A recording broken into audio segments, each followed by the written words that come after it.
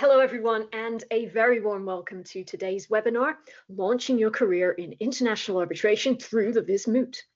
As the founder of Careers in Arbitration, I'm delighted to present the very first collaboration between Careers in Arbitration and our friends at the Moot Alumni Association. Like the best Vis Moot teams, it was born of a shared vision, lots of teamwork and enthusiasm, and probably more late-night planning emails than I care to admit. Now, most of you joining us today aren't just curious about arbitration. Thanks to the Vis Moot, you've lived it. You've stayed up perfecting written submissions, wrestled with the meaning of procedural orders, and delivered arguments to panels of very serious-looking people, sometimes on very patchy Wi-Fi, at least in the early stages. And perhaps somewhere along the way, you fell in love with arbitration. The Vis Moot can have that effect. For so many in our community, it was the spark that lit the arbitration career flame, offering not just training in advocacy and legal reasoning, but also a deep sense of connection to a global community. It's no exaggeration to say that some of the most exciting careers in international arbitration today started at the Vis Moot. However, as many of you will already know, turning your passion for arbitration into a profession isn't always straightforward. The path into international arbitration can be winding and unpredictable. In fact, Indiana Jones probably had it easy in comparison. All he had to do to reach his treasure was navigate a few traps and avoid being crushed by a giant boulder. You've got to navigate an international career jungle, master the cultural norms of multiple jurisdictions, perfect your resume, hone your writing samples, and supercharge your network. And unlike Indy, you don't even get to wear a cool hat.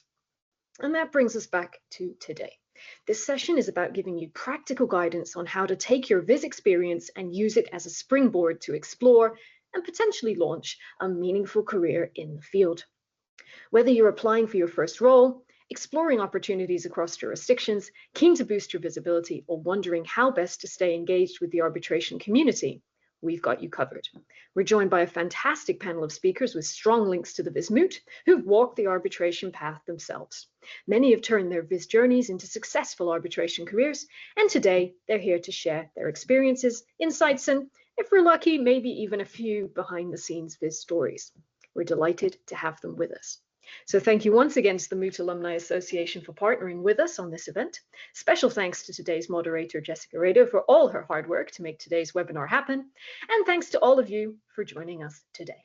And so let's get started. Thank you so much, Mandy, for kicking us off today. Welcome, everyone. Good morning, good afternoon, and good evening, wherever you are in the world. We do also have many time zones covered in our panel today. It is my pleasure to introduce our speakers. We share their bios via social media. Unfortunately for us, they're incredibly accomplished and they have very, very long bios and many things that we do want to share with you. I'm going to highlight a few of those accomplishments here in the interest of time. And without further ado, I'm pleased to introduce our first speaker, Cesar Pereira. Cesar is a partner at Justin Pereira, Oliveira, and Talamini in São Paulo, Brazil, and he's the co-head of his firm's infrastructure and arbitration practices. We are also very happy to congratulate him on his recent election as the global president of the Chartered Institute of Arbitrators for 2026. If we have any mooties in the attendance, which I hope we do, you might have seen Cesar on the panel judging the final in Vienna this year. And if you regularly attend the Vis Moot in Hong Kong and in Vienna, you might have seen Cesar many, many times. He's on his second term on the board of directors at the Vis East Moot Foundation and is always supporting all of the Vis Moot activities. So welcome, Cesar, and thank you for being here. Our second speaker today, leading up our Portuguese-speaking part of the panel, is Ana Coimbra Trigo. Ana is a senior associate at PLMJ in Lisbon, Portugal.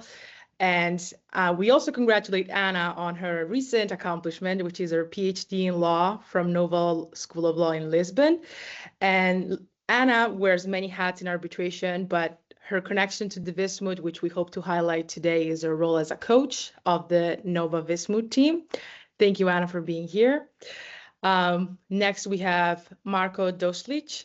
Marko is a teaching assistant at the University of Belgrade Faculty of Law, where he teaches international private law and arbitration to undergraduate students.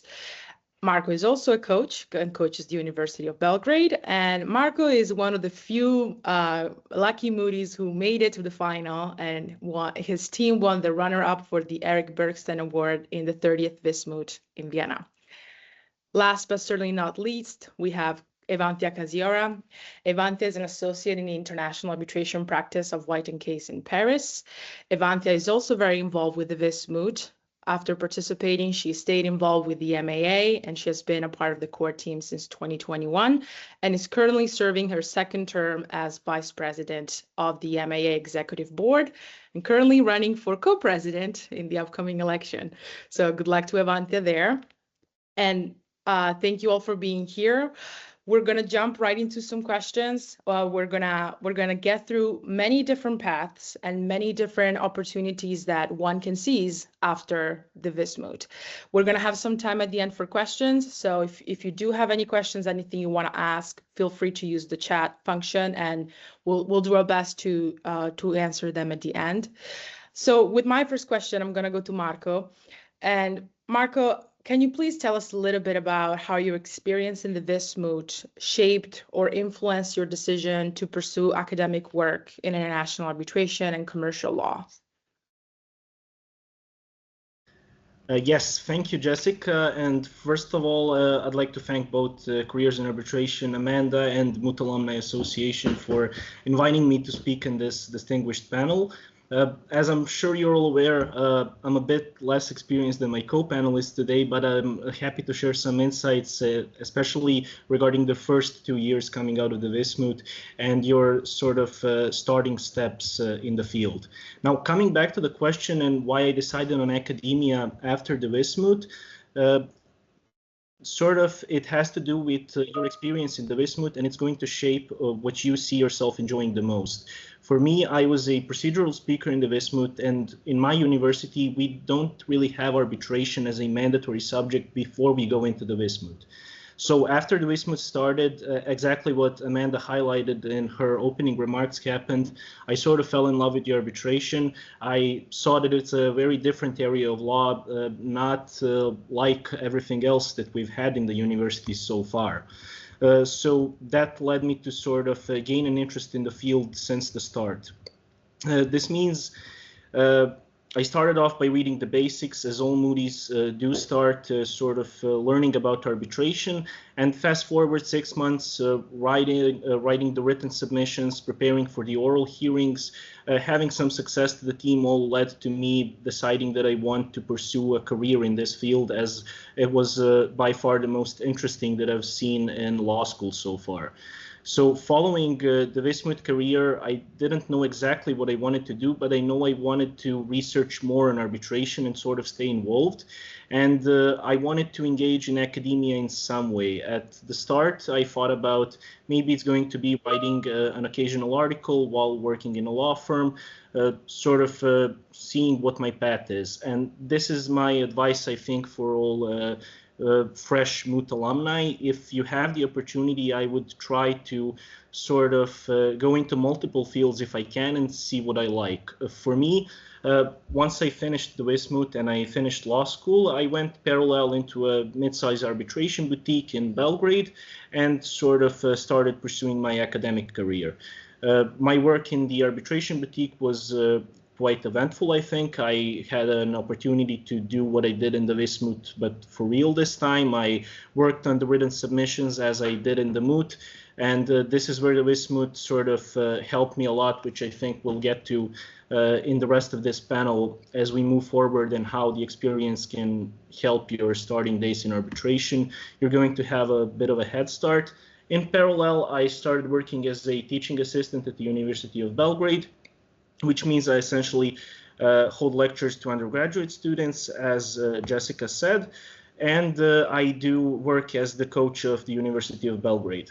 After a year, it seemed to me that academia is what I enjoy a bit more here, although the law firm stuff was very exciting as well. But I wanted to stay involved with the Vis Moot. For me, I think the 1 year of the Vis Moot did not cut it. I wanted to come back as an arbitrator, as a coach. And to me, it seemed that academia is the perfect way to achieve that. It will allow me to sort of try to convey to the new generation what I found the best about the Vis Moot and why I find arbitration to be this exciting, whether it be to new Vis Moot students or to students that just have a bit of a brief contact with arbitration, not going into the Vis Moot, but only during their undergraduate studies, and try to convey to as many people as possible what it is about this field that sort of brings us all together and why we're talking about it in the first place. So in general, academia seems as the best choice for me for now, but I would advise to try out different careers if you can, and I think we'll also come to that. You should try writing an article, working in a law firm, seeing what works best for you, and then I think you're going to see what your future career may look like. Thank you, Marko. I think what you highlight is very important, this curiosity that stays with you after the Vis, because for many students, it is the first time they approach the subject of international arbitration, which is, as you mentioned, not often or not always, a regular subject that is taught in law school. So this curiosity does drive many of the mooties to pursue academia, to pursue an advanced degree, to pursue something else, to learn more about it. And another thing that, I think this curiosity leaves us is this desire to stay involved and to know other people in the community. And so with my next question, I'd like to ask Evanthia about her experience with the MAA. As we mentioned, you've been with the association for several years now, and I'd like to know how has your involvement with the MAA helped you stay connected to the arbitration community, and why would you recommend this experience to any mooties who are listening to us today? Thanks a lot, Jessica. Thanks also, Mandy. We're very happy to be partnering with Careers in Arbitration for this event, which I think comes at a very opportune time. I think this is the right time for mooties to be starting asking these questions and inquiring about how to continue their involvement in the Vis Moot. So the Moot Alumni Association is the association that connects everyone who has done the Moot. It's more open than that. You don't have to have done the Moot to join, but this is sort of the natural place. And you can sign up as a member for free, which means that you get our periodical updates, you get emails about opportunities. But what I did, like Jessica explained, is I became involved in the background of that. So I initially joined the core team, which is the team that runs all of our activities, and I then moved on to the board that supervises that. For me, what the Moot Alumni Association gave me was kind of a natural way and a platform to stay in touch with Vis Moot contacts. I think everyone attending will have heard and will probably discuss in the course of this event how important networking is. But if you are a student or a junior practitioner, you might not necessarily have this sort of obvious and natural way to have this networking.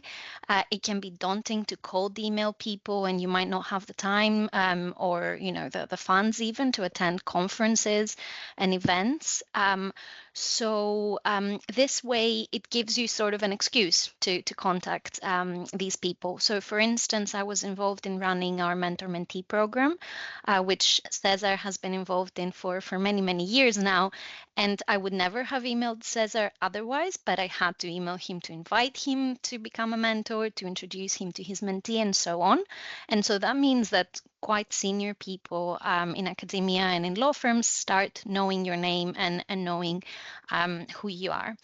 At the same time, because the Moot Alumni Association runs a lot of events during the Vis Moot and the Vis East, there is a lot of work involved in collaborating with the administrations of the moots. So again, you find yourself speaking to the moot directors or speaking to the administration, and that gets your name out there. and to get you speaking to people you wouldn't otherwise speak to, especially during the first steps of your careers. So there's many opportunities like that. We have webinars and conferences that we run. Again, you invite speakers, you're involved in figuring out who the right speakers are. And that brings you in this contact. I think another thing that's quite important is that it helps you network with your peers. A lot of people in their first steps, when they think about networking, they tend to think about upwards networking, so networking with more senior practitioners. But I think it's very important, and it can't be understated, that you need to have a good network of your peers. And so when you get involved in the Moot Alumni Association, you become a part of the core team, there's naturally a 60-person team that you work with. And these are people that are sort of your age, are kind of on the same trajectory as you, and are in the same stages of their careers. And so that gives you kind of a great base network of people who are trying to do the same things you're trying to do.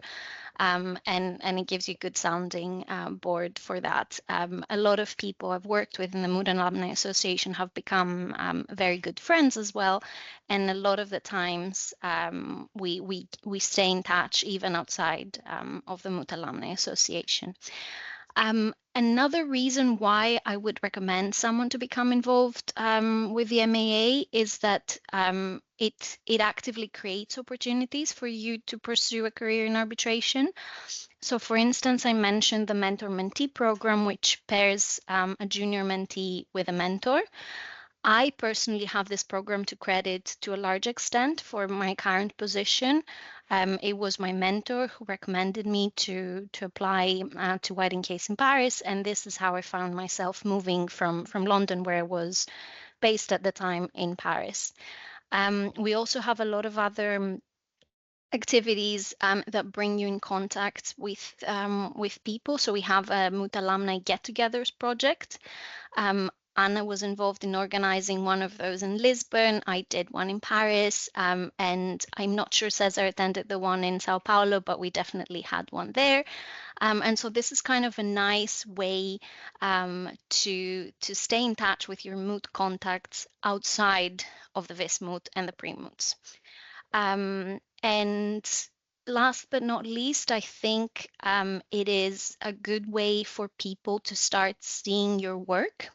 So for instance, when you are the person in charge of organizing a conference and speaking to the speakers and managing that conference, it is a good way and sort of more informal way for senior people to see you work managing an event, managing relationships with people, and that from time to time tends to lead to more professional opportunities.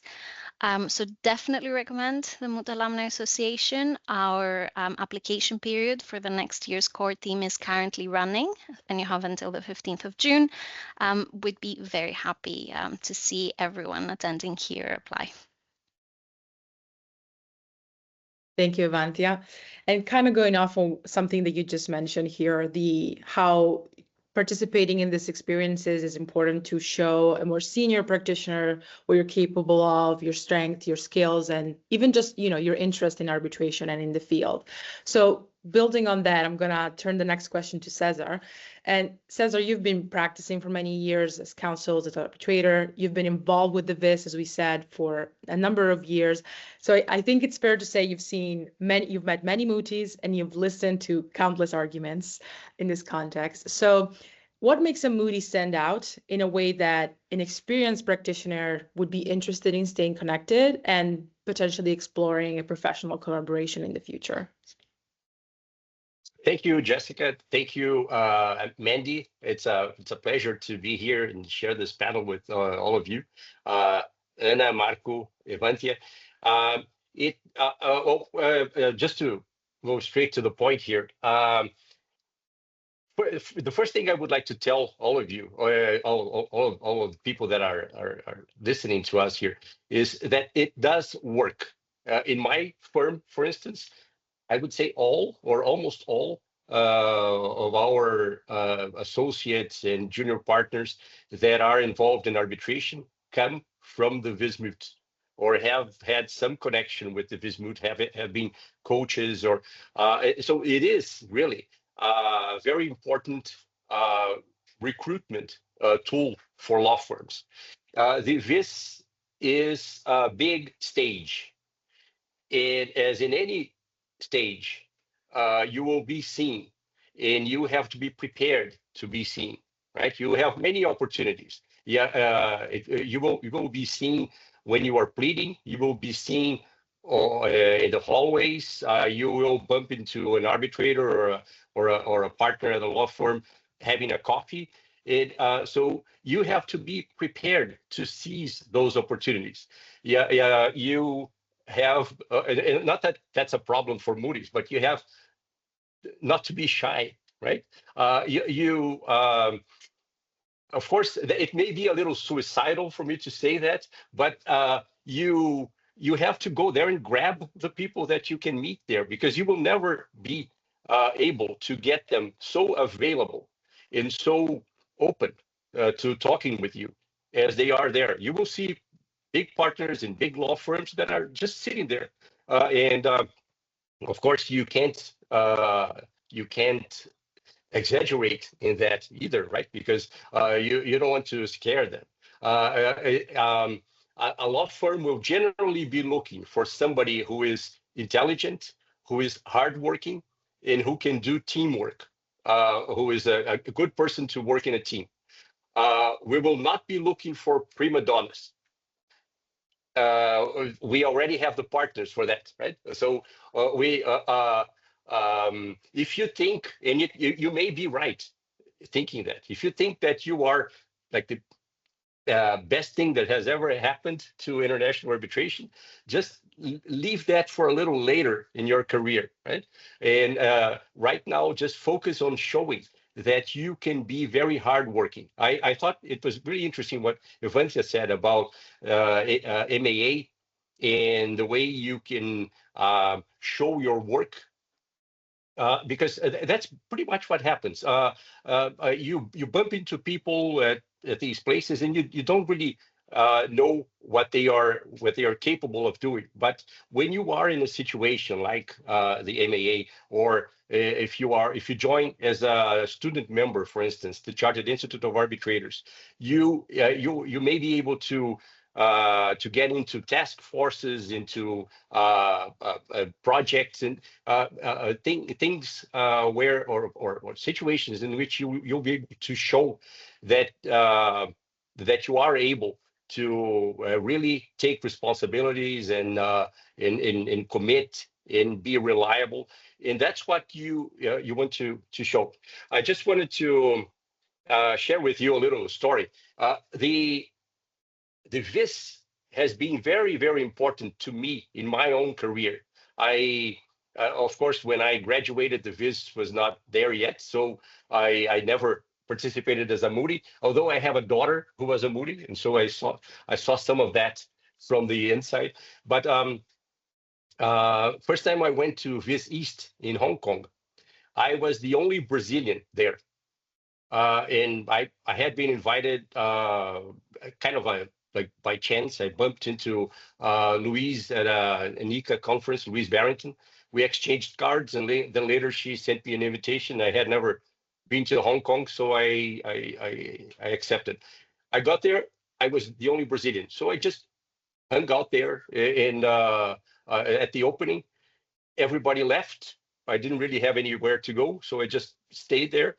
And I ended up being invited to a dinner with some people that I met there, including one of them who became my big mentor, actually, in everything related to international arbitration and the CISG, and that is Professor Ingeborg Schwenzer. I met her there, and we went out for dinner out of just merely by chance.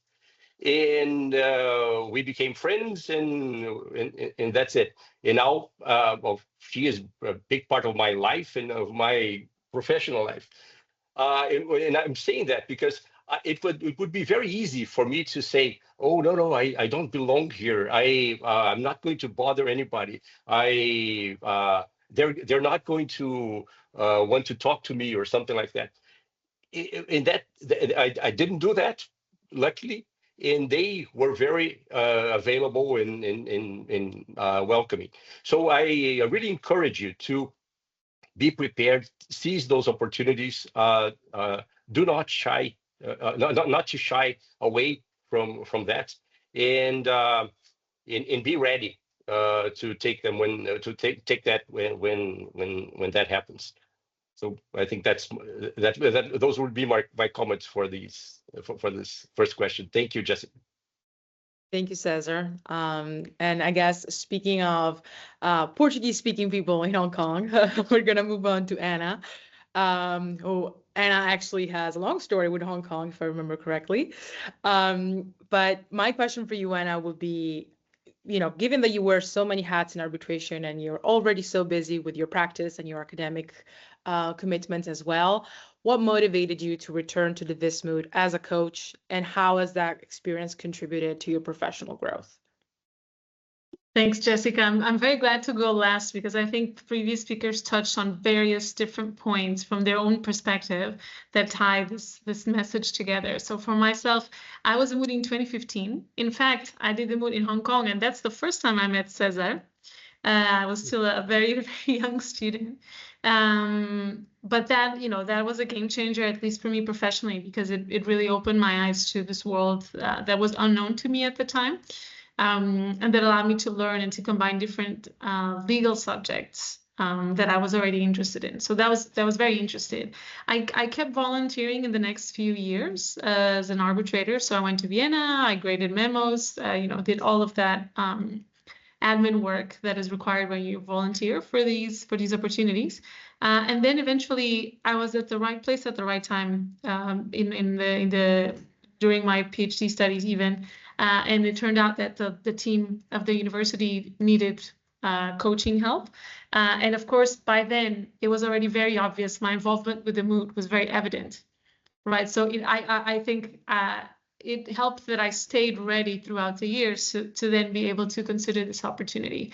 And so thankfully, I completed my 4th year as a coach and still very happy. So of course, why would you take this position fully pro bono, dedicating so much of our time to help this team of students that for the first time are going to encounter a moot court, perhaps, and of course, some of them also the first time to deal with issues in arbitration and commercial law. I think it's truly an emotional connection, sort of a connection towards the mission of the moot, at least on my end, because of the relevance of the experience, the impact that it had on my professional and frankly personal life as well, really led me to recognizing that aspect and sort of wanting to give back, to contribute. So that's of course the main reason. You stay connected and you help others the way the moot helped myself. So I guess I was at the right place at the right time to sort of have this coaching opportunity. Now, you asked, Jessica, how does it contribute to my professional growth? I would say actually in various ways, but let's try and make it systematic, right? So on the first hand, of course, let's focus on hard skills because let's ignore whatever your current profession is or your legal and professional framework and context, but dealing with a new case every year, you have to become a specialist, right, on the issues that you're discussing. You have to understand the law, you have to understand the legal issues, how they interconnect.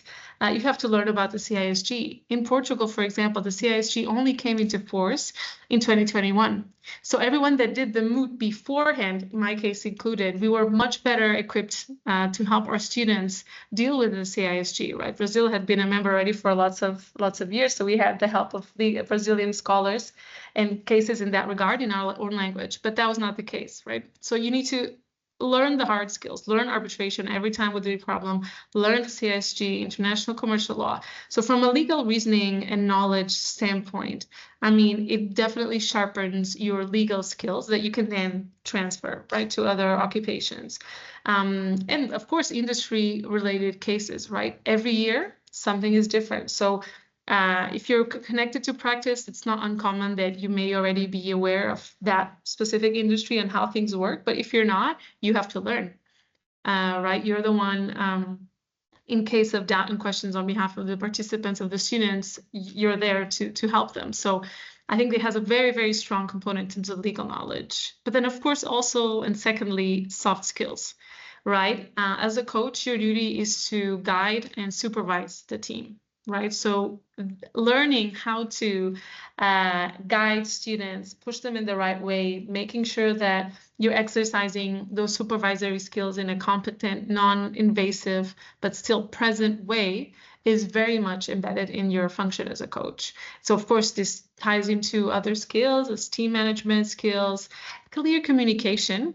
I think sometimes we assume that this is a given, but it is not. And especially as we get older and the students get younger, I mean, there is definitely a generational gap that we also need to fill. And so that's also on the side of the coaches, you know, to focus on how to guide, how to communicate well in a way that allows everyone to be on the same page, to be clear on allocation of responsibilities, to be clear on, you know, if you have institutional issues that you need to be connected with the university for, or sponsorships, all of that, right? So I think it does truly enhance your communication skills between coaches. In my case, I have other coaches that form the coaching team at Nova, so amongst us, but then also between the team itself and the participants and the coaches.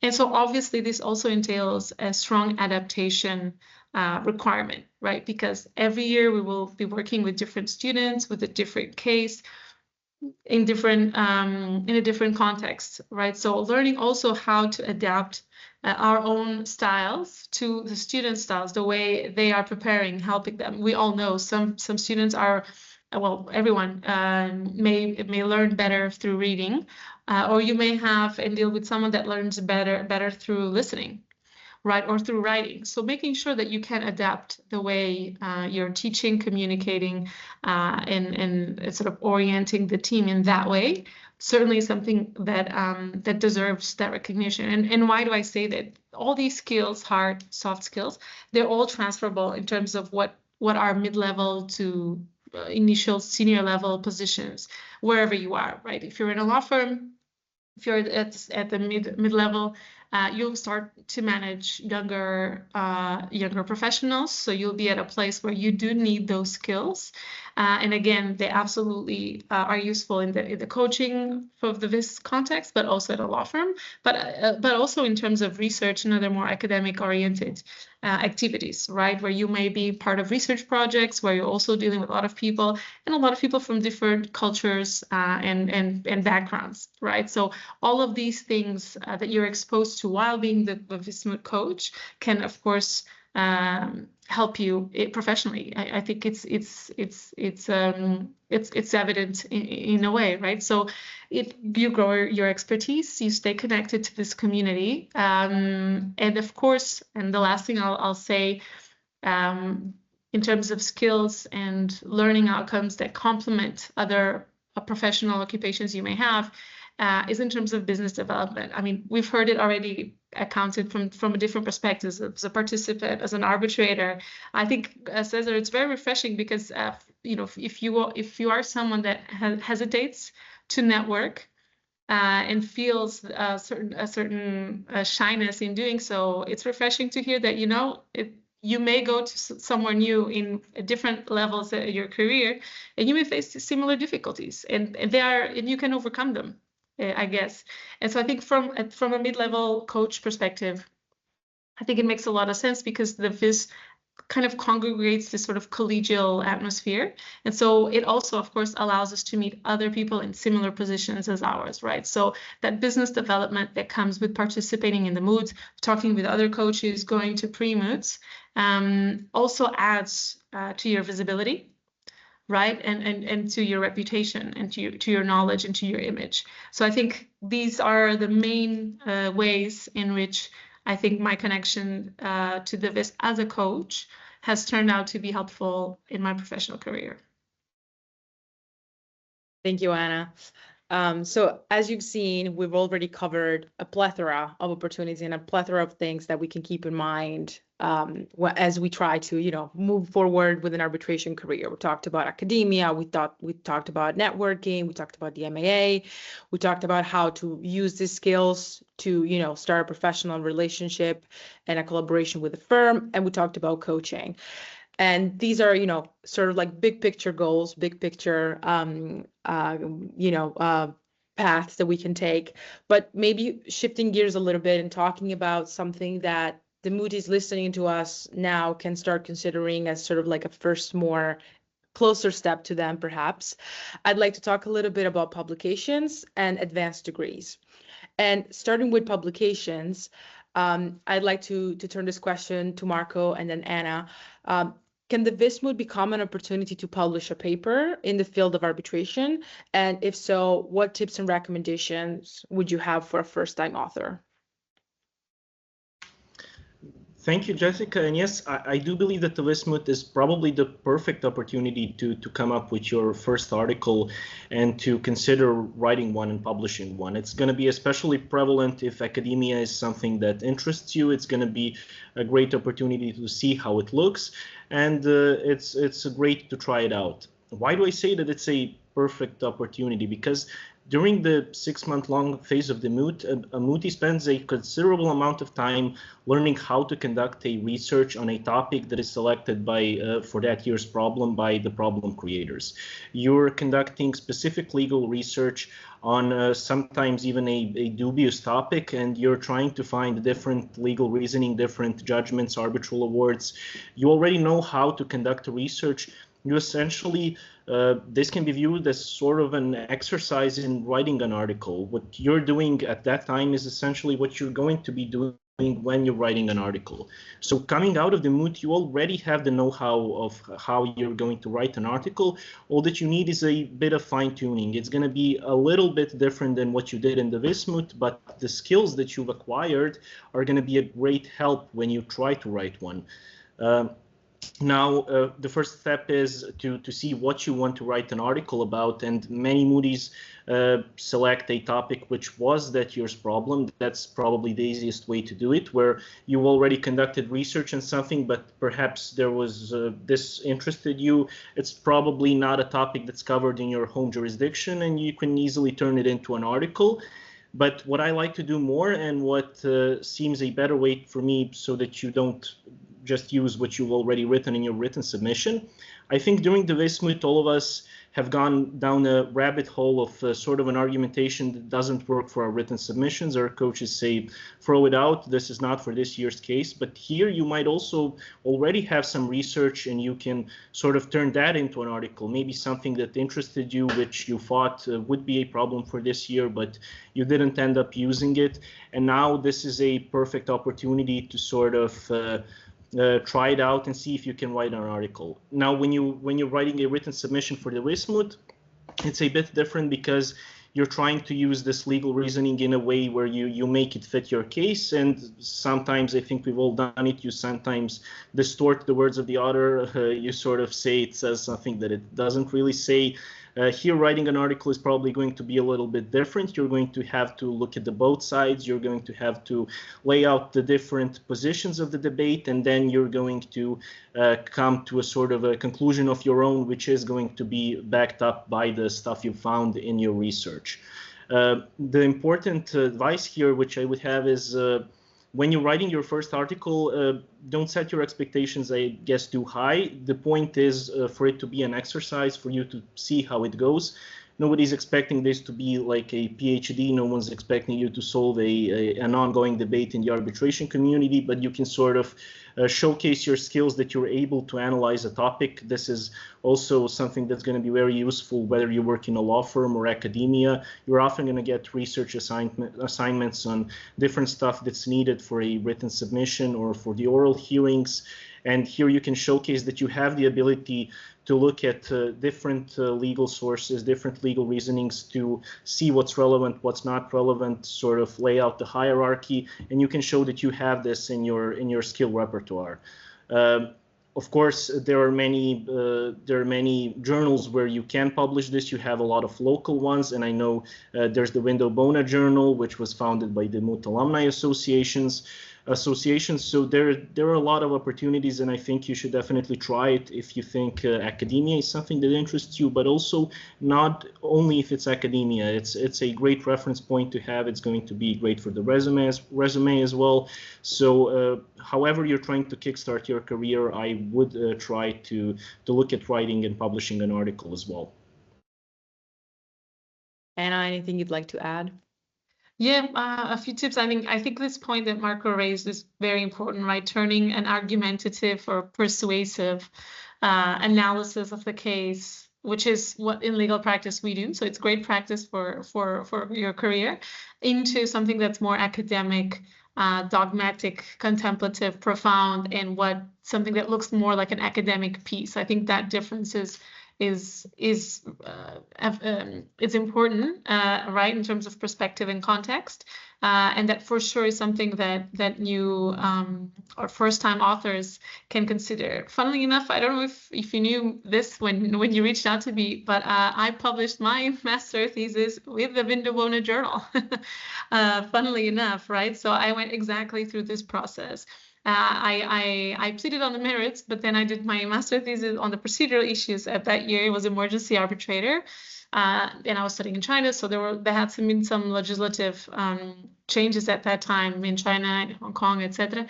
So I focused on that for my thesis. I turned it into an article, and I applied to have it published with the Window Bona Journal, and went through that process, right? So it's very interesting to see how things come out in the end, and how good coincidence comes out of that process. But in terms of tips from first-time authors and complementing what was already said, I think first you need to dare to try and apply. I mean, sometimes we are a bit hesitant to take those chances, but it is in taking chances that we can understand what kind of opportunities come up. And I mean, no is also always guaranteed. I have an American friend that says that closed mouths don't get fed. So you need to go after it, and you need to try. Now, how to do that? Of course, you can look at the MA Window Bona Journal or other journals that may make sense in terms of your content and content of your publication, and in terms of scope. So what makes sense? Where does it make sense for you to publish? And I say this because this is an international community, right? So you may aim to publish at an international setting, or you may aim to publish at a local setting. And of course, here, there are different arbitration associations that may have journals attached. And if your topic is relevant from a domestic standpoint, that's a perfectly good and acceptable way to start. I sometimes hear young students hesitant to publish domestically because the work they actually want to do is international. But I don't think these efforts are contradictory. In fact, they all contribute to your knowledge, and your good knowledge of your local jurisdiction and other jurisdictions you work with will eventually translate into international work, because it is that knowledge that will make you a good lawyer and a good academic, depending on your goals.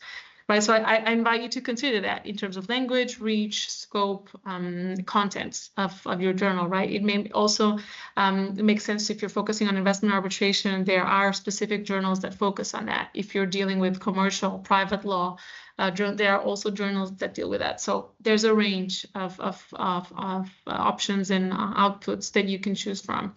And of course, then once your paper is accepted for submission, taking advantage of the process, right? The publication process. So you probably have the advantage of having editors, eventually even peers reviewing your submissions.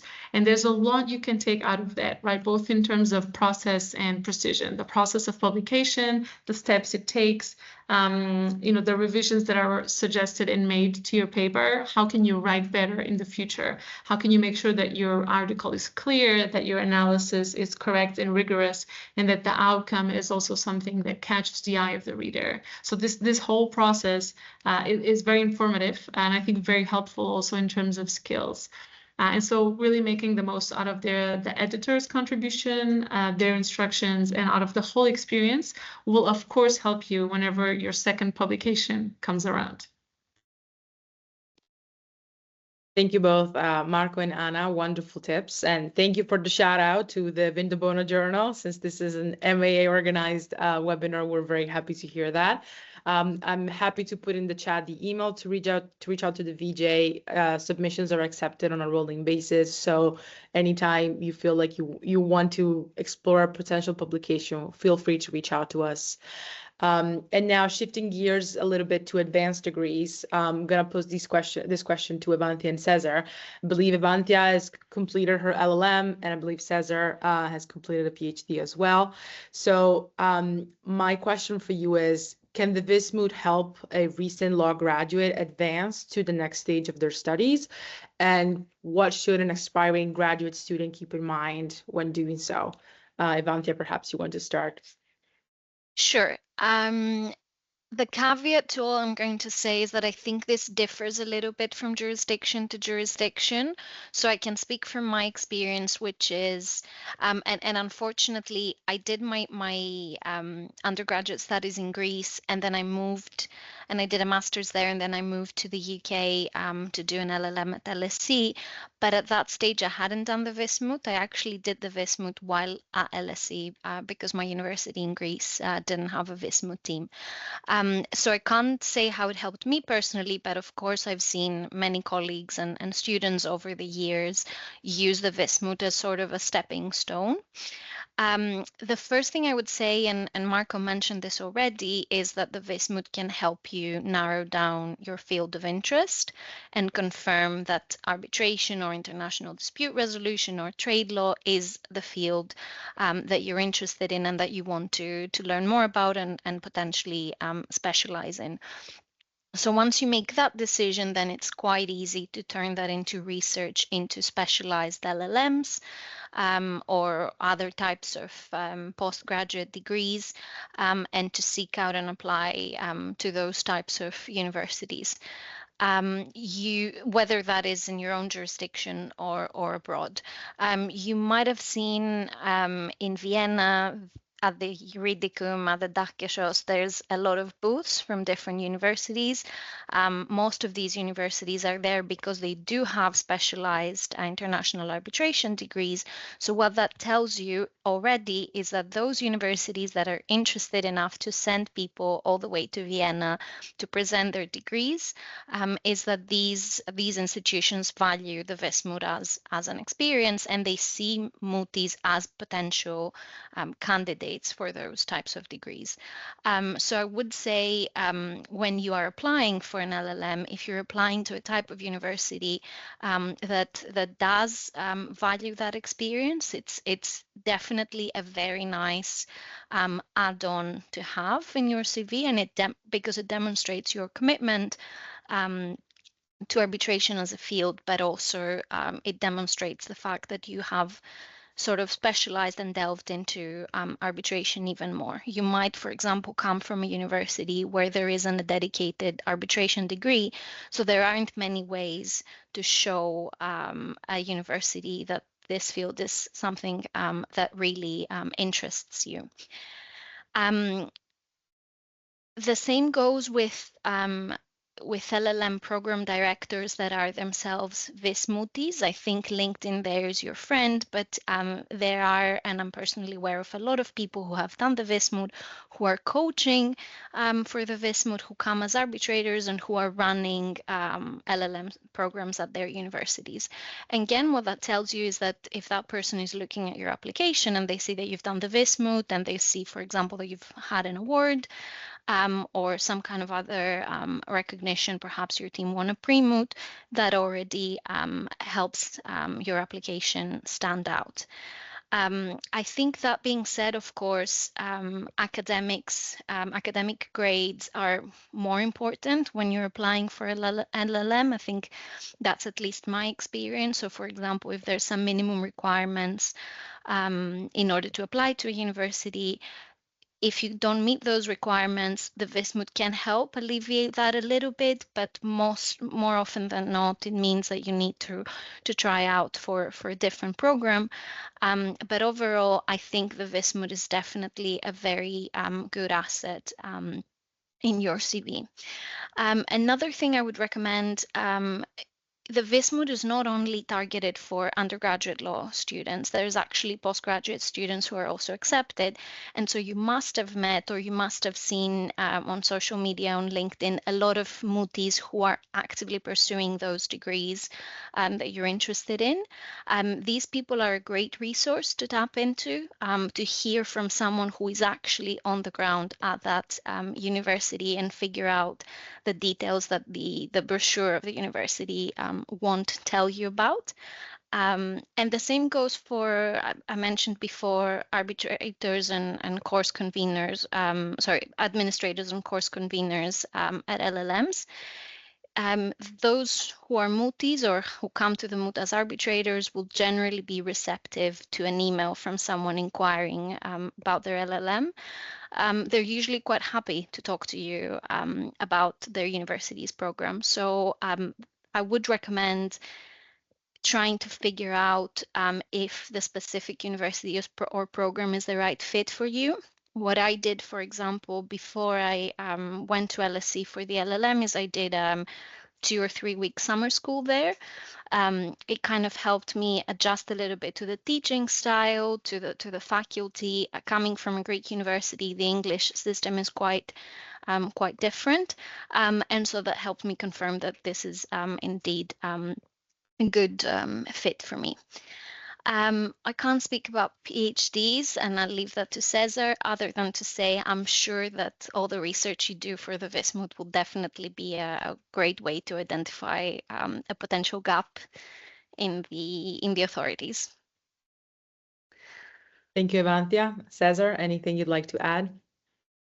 Yeah, thank you, Jessica. And I agree completely with what Evanthia said, and I like her, but of course, a few decades before, I did my LLM and then my PhD here in Brazil, much before I was involved with the Vis Moot. So and actually it was in a completely different area.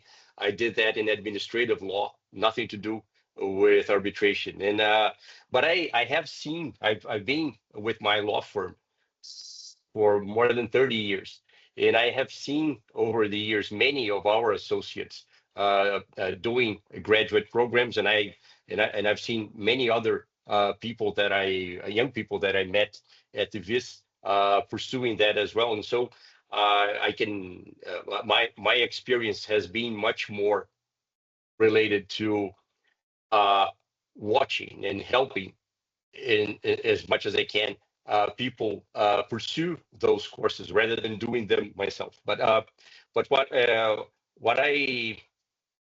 would like to add is that in many situations, having letters of recommendation or having introductions to prominent professors is a good way for you to either have a better chance of being admitted or learning more about the program and even about the professors that you would like to have as your supervisors or your advisors. And maybe after knowing them a little better, you can change your minds. And so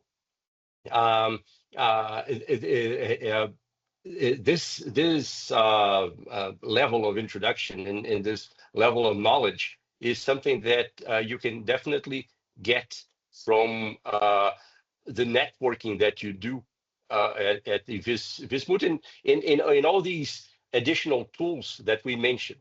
Evanthia said that I've been involved with the mentorship program of the MA, and I think that's a wonderful thing. I'm very excited about mentorships in general. Either formal mentorships or even informal mentorships, becoming friends with a professor that can exchange ideas with you, that can give you recommendations from practice. That's all very, very important. And I can give you an example. I've had a couple of mentees from Kenya, and one of them has just finished her mentorship with me right now, and there will be an ICA event in Kigali in about a week or 2 weeks, and I am not going to be able to attend, but she became over these months kind of my research assistant in a series of projects, and so I've asked her to, and I've helped her do that. I've asked her to go to ICA in Kigali and meet many people there that I introduced to her, and so I believe that's going to be helpful for her in pursuing her academic interests from now on as well. So that's the kind of thing that happens when you get involved in these events. Specifically for PhDs, in addition to what Evanthia said, that you can pick up on some gaps that you can fill. Obviously that tends to happen a little later in your career, right? Not right after this, and so probably the outcome that you will get from participating in the Vis towards your future PhD will be much more related to the connections that you make, to the publications that you are able to work on. Of course, as a young lawyer,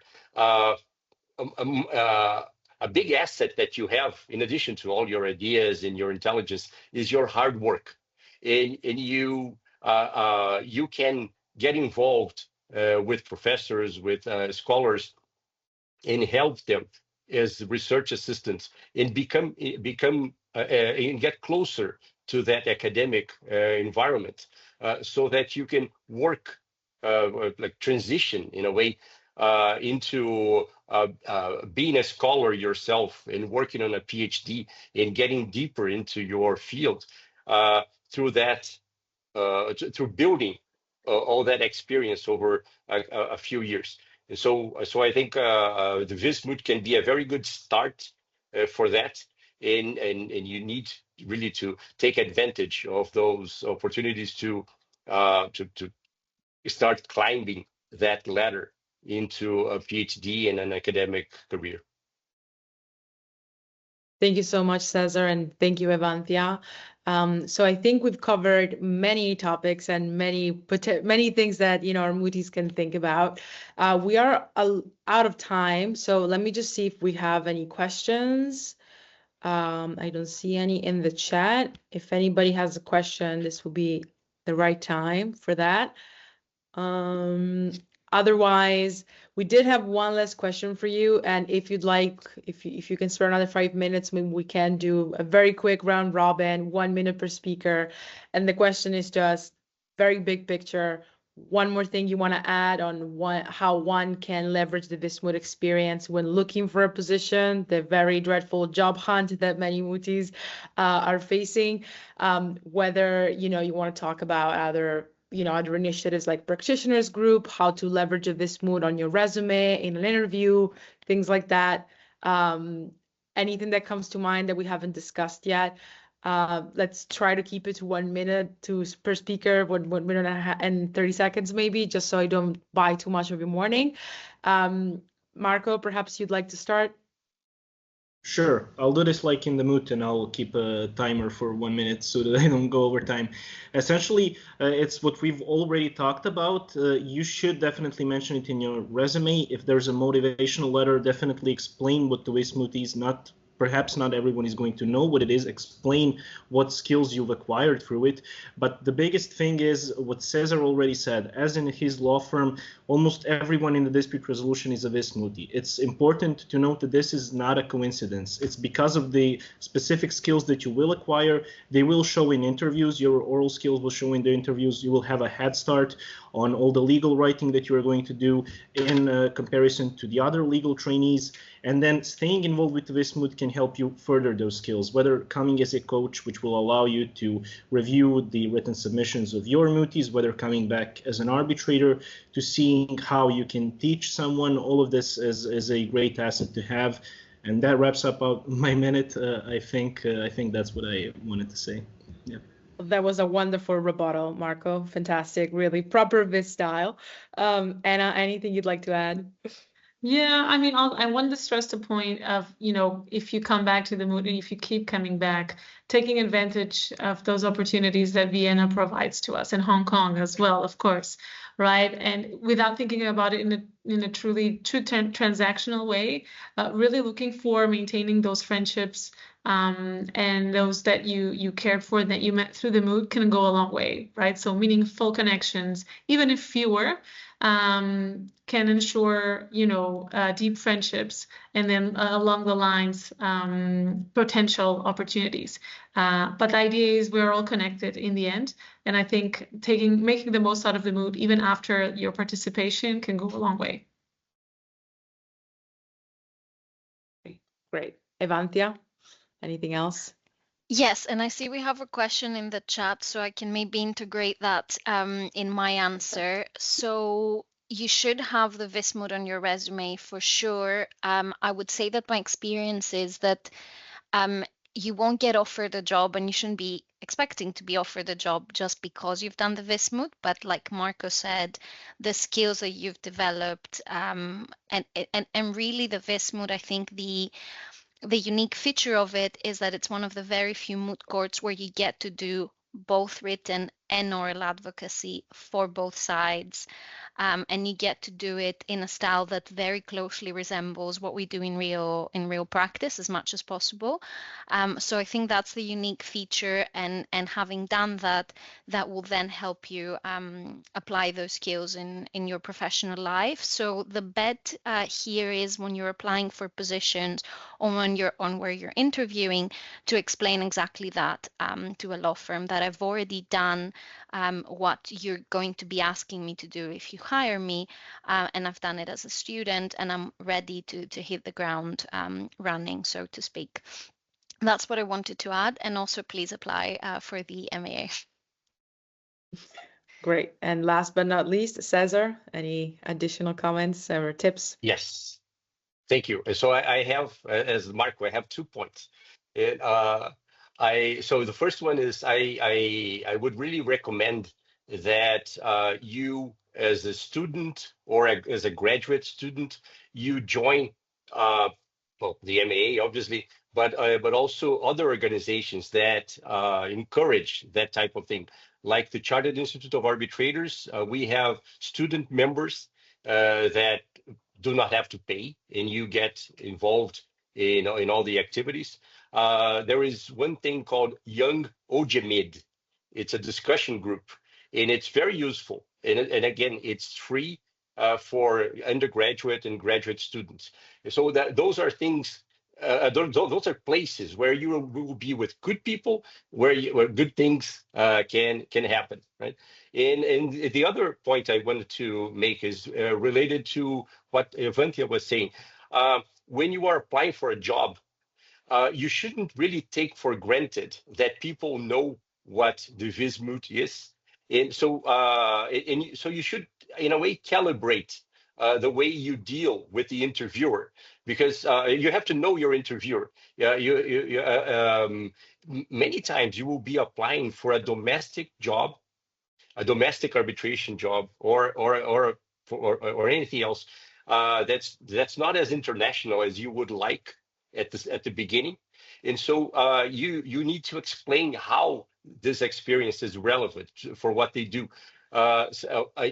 You need to be careful. And that's why I say you need to calibrate that. You need to be careful for that experience not to alienate actually your interviewer rather than seduce them, right? And so this is a great thing that you do, participating at the Vis Moot, and use that wisely when you are applying for a job. That's just my closing here. Thank you. Thank you all so much. We had another question in the chat, and I saw that Mandy already replied in the chat. The question, unfortunately, is something that we all have to face many times. Courses and programs in international arbitration and events as well can be pricey. So what can we do to bypass that? And as you see, Mandy has shared a few resources that are free and that can be a good way to get your foot in the door. Do follow Careers in Arbitration. Many times there are, of course, vacancies, but there are also programs such as these ones. There are scholarships that are shared that can also be helpful. So do seize any opportunity that you can. And I see that Anna has something she wants to ask. I just wanted to clap. I raised my hand by mistake. That's okay. We're gonna high five that hand then, I guess. That works. So that brings us to the end of our program. Thank you so much to our wonderful speakers. It's been incredible to hear from your experiences and to explore so many different paths. It's great to have different levels of seniority and see that everyone is so excited and still very connected to the Vis. So it's been really, truly a pleasure. Thank you for those who attended and stayed with us, even though we're over time. It's been a wonderful discussion. I hope to see our speakers soon before the next moot, hopefully. And thank you again. Enjoy the rest of your day. Have a good weekend and see you next time. Thank you. Thank you. That's Thank you, wonderful. everyone. Thank you. See you. Bye. Bye-bye.